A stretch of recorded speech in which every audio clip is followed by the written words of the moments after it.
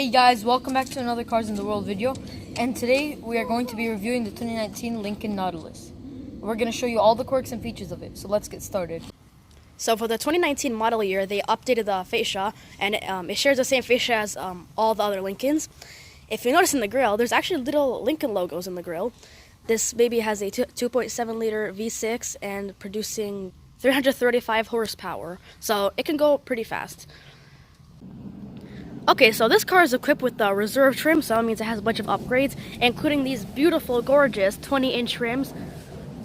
If you're wondering, this car is equipped with the burgundy velvet metallic color, and it's a really nice color, and it's also available on the Ford Edge.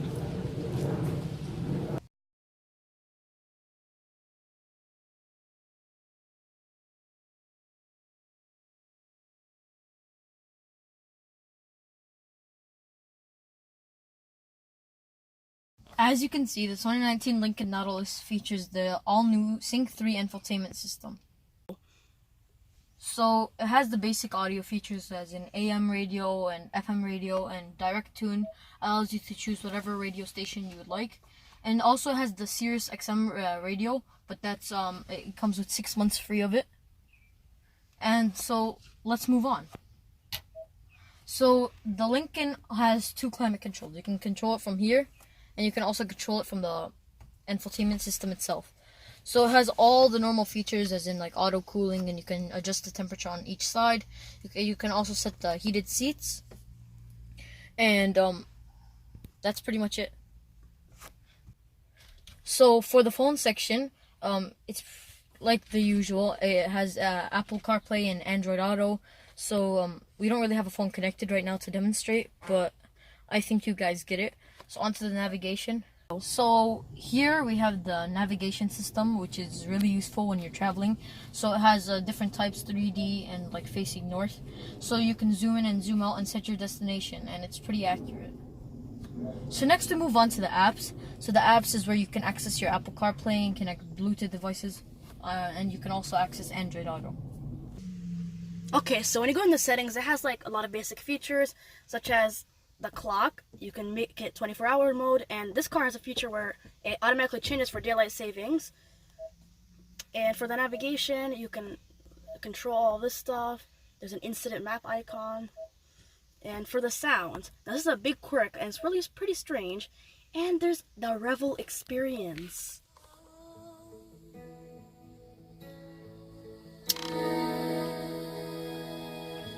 So you can hear the upgraded Revel speakers.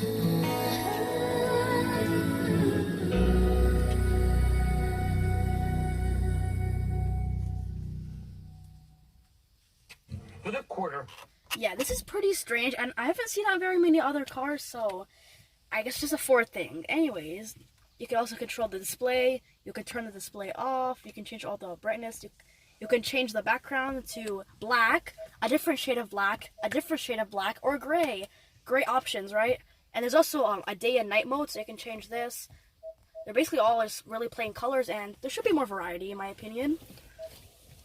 And that's it for the settings. So let's go over the center console now. So it has the gear shifter on the side where you can press all the gears. You press them in. And here's auto start stop. It's missing a few things here because it's not loaded. And then you have the hazard lights. And then here you can enter the CD, change the volume, skip everything, basic things. Here's where you turn on the car itself. And here's where you adjust the temperature and the AC, as mentioned before. The dual climate, heated seats.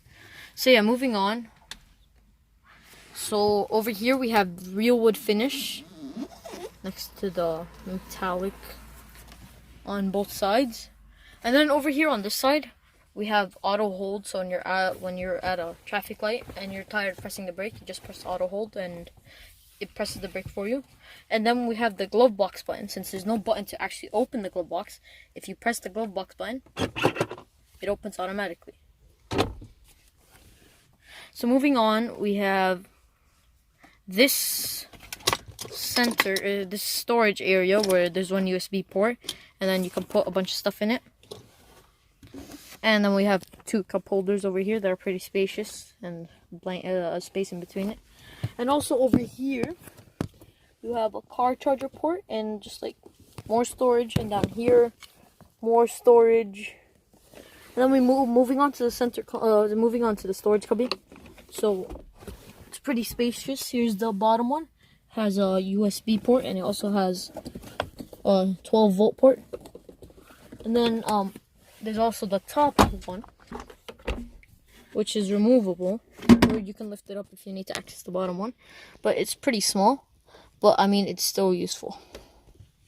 So moving on to the steering wheel. So it's our leather wrapped steering wheel, which is pretty comfy, and it has the real wood down here like before. So the horn is located in the middle, like usual. So over here you have the volume controls. So if I flick this up, you'll higher the volume, and then you can mute. So here you can skip tracks. This is for cruise control, resuming, canceling, turning cruise control on and off, and setting the speed. So the cruise control is adaptive too, so it lets you know, you can set it how many cars you want. So if you want a 3-car space, and if there isn't that, it slows down automatically. So here you also have the lane keep assist, which vibrates to let you know that you're leaving out the lane. This is the high beams and the turn signal. And then over here you have like phone options, answering, changing the display settings and the source of music you want, and also setting the navigation. And then here you have voice control, going back and tuning the channel. In the back here you have the windshield wiper settings, and down here you have the headlight settings, traction control off, and the trunk setting. Oh, and also down here you have the parking brake setting, and you have the hood set. So the cruise control is adaptive too, so it lets you know, you can set it how many cars you want. So if you want a 3-car space, and if there isn't that, it slows down automatically. So here you also have the lane keep assist, which vibrates to let you know that you're leaving out the lane. This is the high beams and the turn signal. And then over here you have like phone options, answering, changing the display settings and the source of music you want, and also setting the navigation. And then here you have voice control, going back and tuning the channel. In the back here you have the windshield wiper settings, and down here you have the headlight settings, traction control off, and the trunk setting. Oh, and also down here you have the parking brake setting, and you have the hood set. So let's move to the trunk.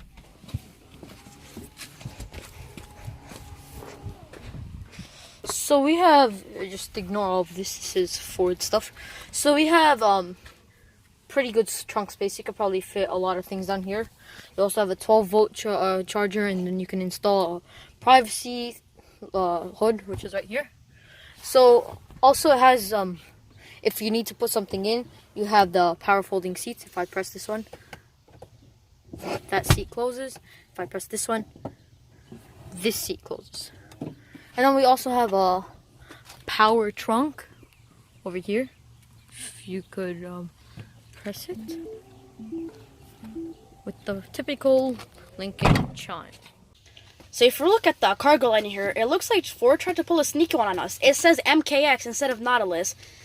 They may have thought that no one would notice, but trust me, I noticed. Okay, so if you look back here in the back seats, there's actually a lot of leg room.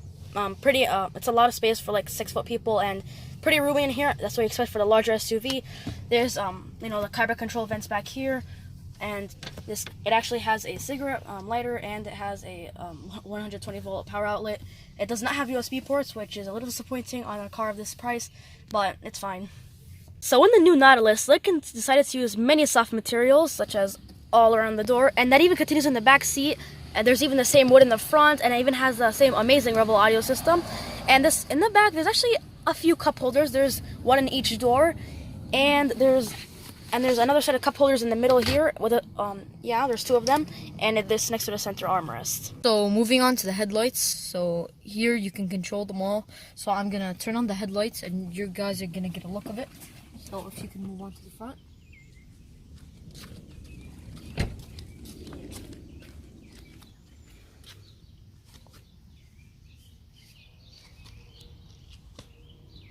Okay, so on many of the new Link kits, it's equipped with a beautiful door chime. It's pretty unique and it's really nice. So here's a listen.